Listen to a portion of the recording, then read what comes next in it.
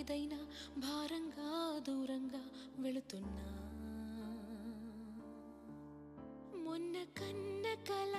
నిన్న విన్న కథ రేపు రాదు కదా జత ఇలా నిరాశగా దరి దాటుతున్నా ఊరు మారుతున్నా ఊరుకోదు ఎదా ప్రాణంలో ప్రాణంగా మాటల్లో మౌనంగా చెబుతున్నా